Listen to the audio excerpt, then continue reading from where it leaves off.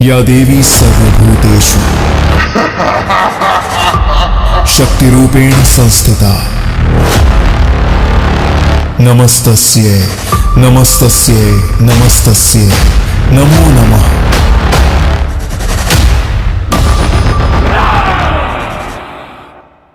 सृष्टि के प्रारंभ से ही धर्म और अधर्म की लड़ाई चलती आ रही थी, परंतु इस बार यह युद्ध असुरों और देवताओं के बीच नहीं था। रक्त की प्यासी तलवारें, धधकते हुए महायुद्ध के मैदान और एक ऐसा असुर जिसे बार बार मारने पर भी वह और अधिक शक्तिशाली होकर पुनर्जीवित हो जाता था। यह कोई साधारण दैत्य नहीं था, यह महादानव था। हर बार जब उसका रक्त धरती पर गिरता, वहां से हजारों नए रक्त बीज जन्म ले लेते। देवता थक चुके थे, योद्धा हार चुके थे और संहार का अंत दिखाई नहीं दे रहा था। लेकिन जब सृष्टि संकट में हो, जब विनाश अवश्य भावी लगे, तब काल से भी परे एक शक्ति जन्म लेती है। वह शक्ति जो केवल सृजन ही नहीं, संहार का भी आधार है। वह शक्ति जो महाकाल की संहारिणी है। महाकाली, उनके आगमन से दिशाएं कांप उठी। उनका अट्टहास सुनकर स्वयं मृत्यु भयभीत हो उठी। उनकी आंखों की ज्वाला से समय भी जलने लगा और तब प्रारंभ हुआ इतिहास का सबसे भयंकर युद्ध। यह युद्ध था काल और महाकालिनी के बीच। एक ओर था अमृता का अभिशाप, दूसरी ओर थी संहार की देवी। रक्त बीज का अंत कौन करेगा? क्या महाकाली इस महादान को रोक पाएंगी? क्या सृष्टि को इस महाविनाश से मुक्ति मिलेगी? आइए इस कथा में प्रवेश करें और साक्षी बने मां काली के अद्भुत, अविश्वसनीय और महाविनाशकारी तांडव के। रात का अंधकार घना था। दूर किसी जंगल के बीच एक विशाल चिता जल रही थी। लपटें आकाश तक उठ रही थीं, लेकिन कोई नहीं जानता था कि इस जलती चिता से दो भयंकर शक्तियां जन्म लेने वाली थीं। और फिर अग्नि से उठे दो विकराल असुर, महिषासुर और रक्तबीज। रक्तबीज बहुत ताकतवर और चालाक था, लेकिन हर असुर की तरह उसे भी अमृता चाहिए थी। इसलिए वह जंगल में जाकर ब्रह्मदेव की तपस्या करने लगा। दिन, महीने और फिर साल बीतते गए। उसकी तपस्या इतनी कठोर थी कि ब्रह्मांड हिल चुका था। आखिरकार उसकी भक्ति से प्रसन्न होकर सृष्टि के रचयिता ब्रह्मा जी प्रकट हुए। ब्रह्मा जी ने कहा, मैं तुम्हारी तपस्या से प्रसन्न हूं, मांगो क्या मांगते हो? तब रक्तबीज ने बिना समय गंवाए कहा, हे ब्रह्मदेव, मुझे अमृता का वरदान दीजिए। ब्रह्मा जी ने अमृता का वरदान देने से मना कर दिया और कहा, यह सृष्टि के नियमों के अनुकूल है। जिसने जन्म लिया है उसकी मृत्यु निश्चित है। यह सुनकर रक्तबीज ने चालाकी दिखाई और ऐसा वरदान मांग डाला जो अमृता से मिलता जुलता था। रक्तबीज ने कहा, तो फिर मुझे ऐसा वरदान दीजिए कि जब मेरे रक्त की बूंदें धरती पर गिरें तो वहां से एक नया रक्तबीज जन्म ले। ब्रह्मा जी ने कहा, तथास्तु। रक्तबीज अब अपार शक्ति से भर चुका था। अब रक्तबीज पाताल लोक पहुंचा और पाताल लोक पर कब्जा करके वहां शासन करने लगा। एक दिन अचानक उसे महिषासुर की याद आई और उसने महिषासुर को ढूंढना चालू किया। लेकिन तभी उसे पता चला कि महिषासुर को तो कई वर्षों पहले किसी 10 हाथों वाली देवी ने मार दिया है। जैसा कि हम सभी जानते हैं, महिषासुर को माता दुर्गा ने मार डाला था। यह सुनकर रक्तबीज क्रोध से भर गया और उसने निश्चय किया कि वह उस देवी को खोजकर बदला लेगा। कई वर्षों तक ढूंढने के बावजूद उसे वह देवी नहीं मिली। तब रक्तबीज ने सोचा कि शायद देवी देवताओं की पूजा करने वाले साधुओं को जरूर उसके बारे में पता होगा, और इसलिए उसने साधुओं को मारना शुरू कर दिया।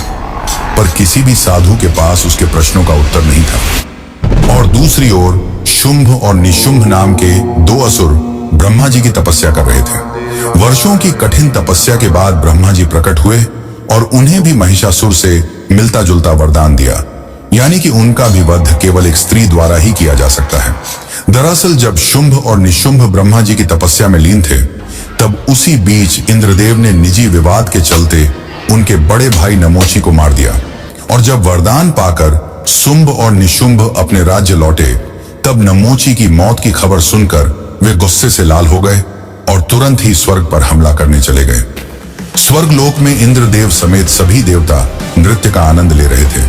तभी शुंभ और निशुंभ अपनी असुरी सेना के साथ स्वर्गलोक पहुंचे और देवों पर हमला बोल दिया। युद्ध शुरू होते ही निशुंभ ने अपना धैर्य खो दिया और सीधे इंद्रदेव पर हमला कर दिया। इंद्रदेव और निशुंभ के बीच भीषण युद्ध शुरू हो गया। दोनों एक दूसरे को बराबरी की टक्कर दे रहे थे। यह युद्ध काफी समय तक चला। अंततः यह युद्ध इंद्रदेव के पक्ष में गया और निशुंभ हार कर गिर पड़ा। निशुंभ की हार से असुरी सेना का आत्मविश्वास हिल गया। असुरी सेना पूरी तरह घायल होकर गिरने लगी। अब वे समाप्त होने की कगार पर थे। तभी अचानक असुरों के पीछे से एक खतरनाक गर्जना सुनाई दी। रक्त बीज ऐसे गर्जा कि इंद्रासन कांपने लगा। रक्त बीज को आतंक रूप में देखकर इंद्रदेव और बाकी देवता भयभीत हो उठे। अब शुंभ और निशुंभ के साथ ही बाकी असुरी सेना का भी आत्मविश्वास फिर से बढ़ गया और वे पूरी ताकत से देवताओं पर टूट पड़े। रक्त बीज अकेले ही देवताओं पर भारी पड़ रहा था। यह देखकर इंद्र समेत बाकी देवता भयभीत हो उठे और स्वर्ग छोड़कर भागने लगे। शुंभ और निशुंभ काफी प्रसन्न हुए। अब वे स्वर्ग के स्वामी बन चुके थे और रक्त बीज को उन्होंने अपना सेनापति बना लिया। सभी देवता स्वर्ग छोड़कर सीधे कैलाश की ओर भागे। वे महादेव के पास गए, पर उस वक्त महादेव अपनी घोर तपस्या में लीन थे। तभी माता पार्वती प्रकट हुई और उन्होंने देवताओं से उनके आने का कारण पूछा। तब इंद्रदेव ने उन्हें सब कुछ बताया। माता पार्वती यह सब सुनकर विचार करने लगी। तभी चंड और मुंड नामक दो असुर, जो शुंभ और निशुंभ के दूत थे, वहां आ पहुंचे। जैसे ही चंड और मुंड ने माता पार्वती को देखा, वे उनके सौंदर्य से मोहित हो गए। उन्होंने यह बात अपने स्वामी शुंभ और निशुंभ को बताई। शुंभ और निशुंभ ने चंड और मुंड को यह आदेश दिया कि उस सुंदर स्त्री को यहां स्वर्ग में ले आओ। जिसके पश्चात चंड और मुंड अपनी विशाल सेना लेकर कैलाश की ओर चल पड़े। वहां पहुंचकर चंड और मुंड ने अपने स्वामी का प्रस्ताव माता पार्वती के सामने रखा और उन्हें अपने साथ चलने को कहा। माता पार्वती के इनकार करने पर उन्होंने उन्हें केश पकड़कर ले जाने की धमकी दी।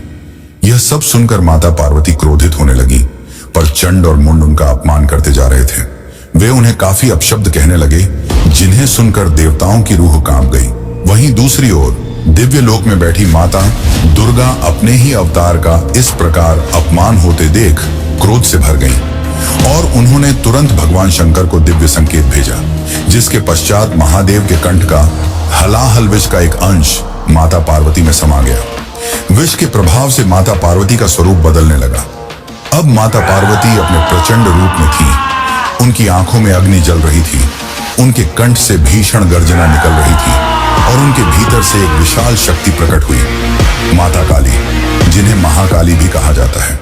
क्षण भर में महाकाली ने चंड और मुंड का वध कर दिया और उनकी असुरी सेना को भी समाप्त कर दिया।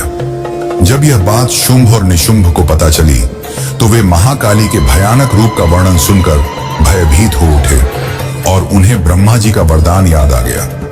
वरदान के अनुसार उनका वध केवल एक स्त्री कर सकती थी। अब शुंभ और निशुंभ चिंता में डूब गए। तभी उन्हें अपने मित्र और सेनापति रक्तबीज का ख्याल आया। रक्तबीज को जब यह बात पता चली, तो उसे लगा कि हो ना हो, यह वही स्त्री होगी जिसने महिषासुर का वध किया था। जिसके पश्चात रक्तबीज बदले की भावना से जलने लगा और तुरंत ही महाकाली का वध करने कैलाश की ओर चल पड़ा। रक्तबीज को अपने वरदान का घमंड था। जब वह महाकाली के समक्ष गया, तो उसने कहा, देवी, तुमने चंड और मुंड को मारकर अपनी मृत्यु को आमंत्रण दे दिया है। मैं अमर हूं, मुझे कोई नहीं हरा सकता। माता काली की आंखों में क्रोध की ज्वाला जल उठी। उनका विकराल स्वरूप और भी भयावह हो गया और उन्होंने अपनी तलवार से रक्तबीज पर हमला कर दिया। लेकिन जब रक्तबीज के खून की बूंदें धरती पर गिरी, तो वहां से फिर एक नया रक्तबीज पैदा हो गया। लेकिन माता काली का क्रोध भयानक था। वे बिना रुके उन सभी रक्तबीजों को काटती रहीं, पर रक्तबीज की संख्या और भी बढ़ती जा रही थी। देखते ही देखते पूरा मैदान रक्तबीजों से भर गया। अब देवी काली का गुस्सा बेकाबू हो गया और वह रक्तबीजों के सर काटने लगी। लेकिन मरने के बजाय रक्तबीज और भी अधिक संख्या में पैदा होने लगे। लंबे समय तक यह युद्ध चलता रहा, लेकिन कोई नतीजा नहीं निकल सका और युद्ध बिना रुके चलता रहा। कई दिन बीत गए, लेकिन देवी काली के भयानक प्रहारों के बावजूद रक्तबीज की संख्या लाखों में पहुंच गई। इतने सारे रक्तबीज देखकर इंद्रदेव सहित अन्य देवताओं ने माता काली की मदद करने की कोशिश की, लेकिन उलटे देवी काली ने उन्हें चेतावनी दी कि वे इस युद्ध से दूर रहें। उनकी इस चेतावनी को सुनकर देवता सहम गए और युद्ध को दूर से देखने लगे। तभी माता दुर्गा ने माता काली को दिव्य संकेत भेजा और कहा कि यदि रक्त की बूंदें गिरने से रक्त बीज जन्म लेते हैं तो इसका एकमात्र उपाय यही है कि उसका रक्त धरती पर गिरे ही ना। अब माता काली का रूप और भी प्रचंड हो गया, उनका शरीर विकराल और उनका कंठ और भी काला पड़ गया। देवी ने अपनी समस्त शक्ति एकत्रित की और सभी रक्त बीजों को अपने मुख में खींचना शुरू कर दिया। वे रक्त बीज के शरीर से बहने वाले हर रक्त को पीने लगी, जिससे उसकी कोई भी बूंद धरती पर न गिर सके। और इस तरह माता काली ने सभी रक्त बीजों का अंत कर दिया। देवता अत्यंत प्रसन्न हुए, लेकिन माता काली का क्रोध शांत होने के बजाय और भी बढ़ता जा रहा था। उनके भीतर की प्रचंड ऊर्जा अब भी विकराल रूप में प्रकट हो रही थी। माता काली का प्रचंड रूप अब संपूर्ण सृष्टि के लिए एक भयावह विनाश का संकेत बन चुका था। रक्त बीज का अंत हो चुका था, लेकिन देवी का तांडव थमने का नाम नहीं ले रहा था। उनका विकराल स्वरूप संपूर्ण ब्रह्मांड को भयभीत कर रहा था। देवता भयभीत थे, पृथ्वी स्वयं धधक रही थी और जोर जोर से कांप रही थी। तब सभी देवता महादेव के पास पहुंचे और उनसे विनती की कि केवल वे ही इस महाप्रलय को रोक सकते हैं। महादेव ने गहरी सांस ली और तुरंत माता काली के तांडव स्थल पर पहुंचे और महाकाली के रास्ते में जाकर लेट गए। भयानक गुस्से में आगे बढ़ रही देवी काली का पैर अचानक से महादेव की छाती पर पड़ा। अपने प्राण प्रिय स्वामी को अपने पैरों के नीचे देखकर उनका क्रोध शांत हुआ और उन्हें अपनी गलती का एहसास हुआ। फिर देवी काली अचानक मूर्छित होकर गिर पड़ी। तब महादेव ने उन्हें उठाया और अपने साथ वापस कैलाश ले आए।